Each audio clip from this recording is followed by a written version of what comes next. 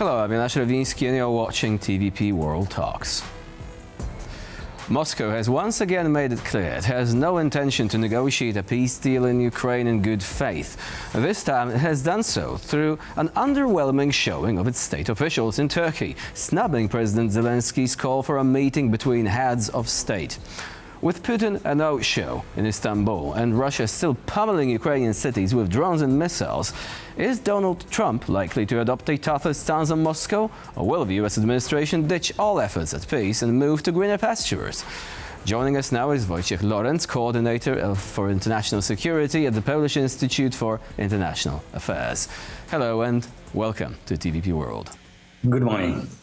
So first of all, President Zelensky has expressed his displeasure and dismay at what the Russians are doing. Do you think that this was, in fact, something of a calculated insult on the part of the Kremlin?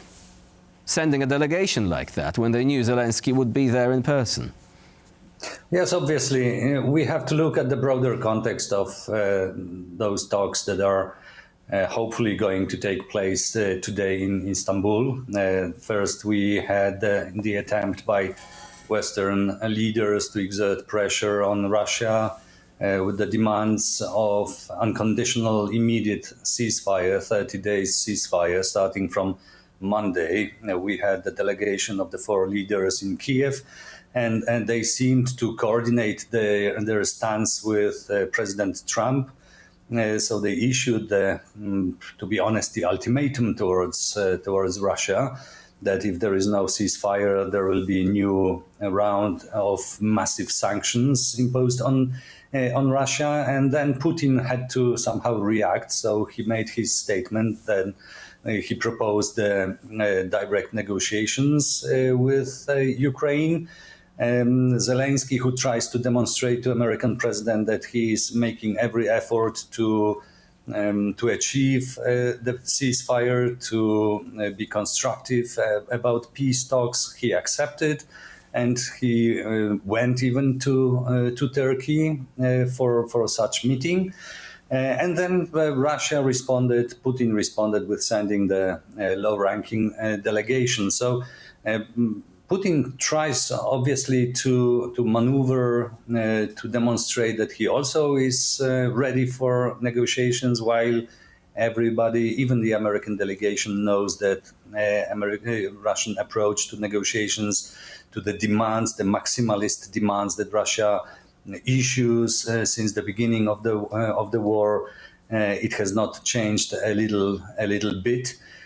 So we can have the negative assessment. The negative assessment is that, instead of talking about the sanctions that should be imposed because Russia has not introduced the ceasefire on Monday, we are talking about the negotiations, who will be taking part in them, wonder why there is no Putin, why we are not talking about sanctions. So it might be Russia's success, but at the same time, an important goal has been achieved. The very fact that two negotiating teams will meet in Istanbul, it's the first direct official contact, the first attempt to negotiate directly between Ukraine and Russia since March, April 2022.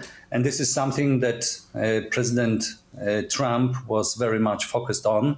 So we might conclude also that this is the achievement of American diplomacy.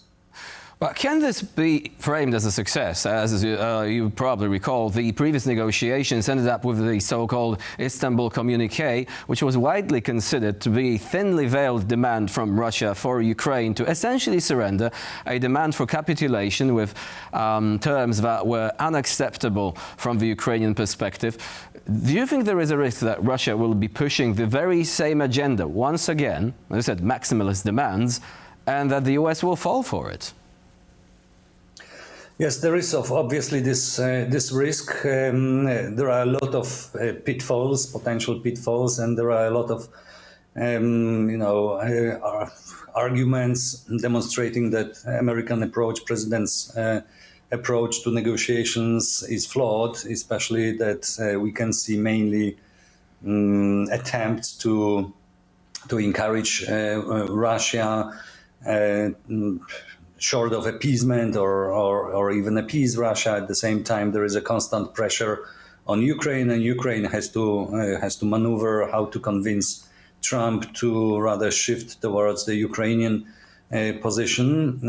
But generally, if we understand that there will have to be direct negotiations if we want to achieve any kind of compromise, so we can focus on this positive development, not neglecting, denying that there are a lot of unknowns. That first unknown is Trump's intention, whether he potentially, he might want just to demonstrate that all the possible options have been exploited and there is no role for the US to play any longer. So they leave the negotiations with Russia for the Europeans, for Ukraine, and they are getting out, even limiting their presence, military presence in Europe. And obviously, in this would they be trying to connect the two things? Because obviously the military presence is a question of NATO and relations with its allies.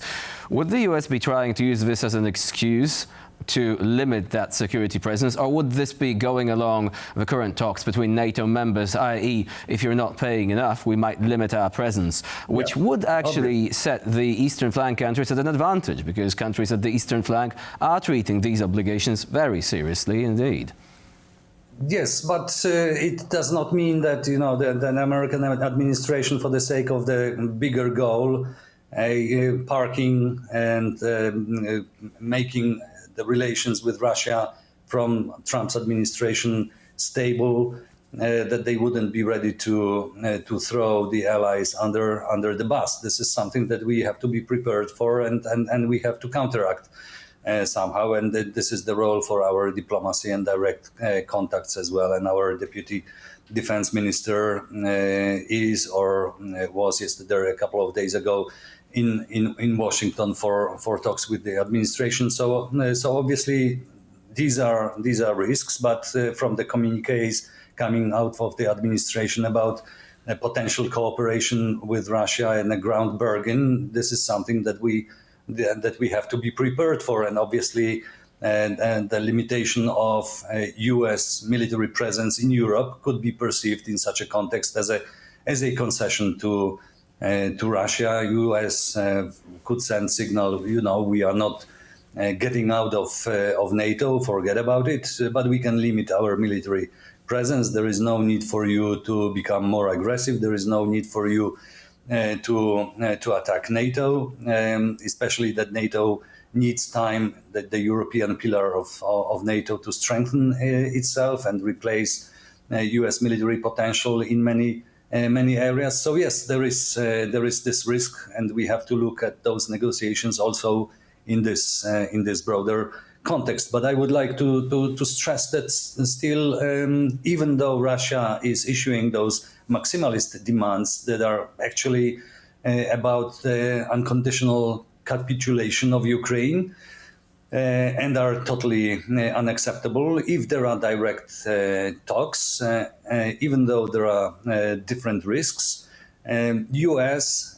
Ukraine, with support of the Europeans, can also push this process in the direction that is favorable for Ukraine. And there is no reason why Ukraine, and together with the US delegation that is in Istanbul, that shouldn't press to take the advantage of the meeting to exert pressure on unconditional ceasefire. No, of course. The narrative can be changed. Regarding the risks of rapprochement between the US and Moscow, the communiques were there. Obviously, there were many signals positive towards the Kremlin, but these signals are now a couple of weeks old, and these couple of weeks have been quite tumultuous when it comes to relations between the US and Russia. Russia has been showing its disregard for the peace process. Do you think the US still wants that rapprochement? Does it still believe that it can, pull off this reverse Nixon maneuver and have Russia on its side? When we had Xi Jinping in Moscow, we had signals that the military cooperation between China and Russia is going to be expanded, and also Russia disregarding the peace process. Do you believe that Washington will change its approach in the end? This is very hard to tell because, and this is the major problem with the administration, with President Donald Trump, that, one day you have this kind of communique, and on another day you have something completely different, a change of narrative. But then how badly do they want this rapprochement? And again, the narrative can be changed. So it very much depends on the emotions of the president. And this is why it is so unpredictable, and from the perspective of the allies, so dangerous. If it depends on emotions, Trump has shown his dissatisfaction recently, a couple of times, thinly veiled threats towards Moscow as well. Do you think he's going to follow up on it? We don't know, actually, because we don't know what is the intention. If the intention is to limit the US engagement in European security, so first, obviously, and this was the major aim during the campaign and after the re-election of Trump, to limit the support for Ukraine and shift the responsibility for maintaining the European security on the shoulders of the Europeans. So if Trump is looking for the pretext to get out of Europe, to leave the problem of Ukraine to the Europeans under the pretext that the war has not started under his watch, that this was the problem of the former administrations and the United States has other problems, mainly China. So if they want to have the pretext, but for this they need to have the credible argument that they have done everything what was in their power. So there is this risk that it might happen. But on the other hand, we still may believe. And we can also present a argumentation that this is going in this direction, that administration wants to exploit every option, every pathway to find compromise with Russia, to demonstrate that we did everything what was possible, what was in our power. We were offering incentives, we were offering the prospect of renewed strategic cooperation. And they didn't take advantage of it. And unfortunately, we have to park our conversation there. We need to impose sanctions on Russia. So hopefully this will be the approach taken by the US. For the time being, Wojciech Lorenz was our guest today here on TVP World. Thank you very much for joining us. Thank you. And I'm Jan Ślewiński. You're watching TVP World. Please stay with us for more latest news and updates.